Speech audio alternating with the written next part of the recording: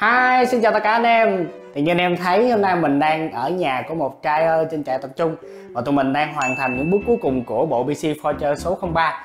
Anh em hãy cùng đón xem là bộ PC này có gì đặc biệt anh em nha. Ok, thì chắc có lẽ anh em thắc mắc là bộ PC này có giá trị bao nhiêu. Thì nguyên một dàn này có giá trị đâu đó khoảng 300 triệu anh em. Oh my god, wow. Và cái chi phí nó nhiều nhất thì như anh em đã biết, hiện tại bảo con đang lên và hai con RTX 3090 ở trong đây là cái chiếm hơn 50% giá trị của chiếc PC này.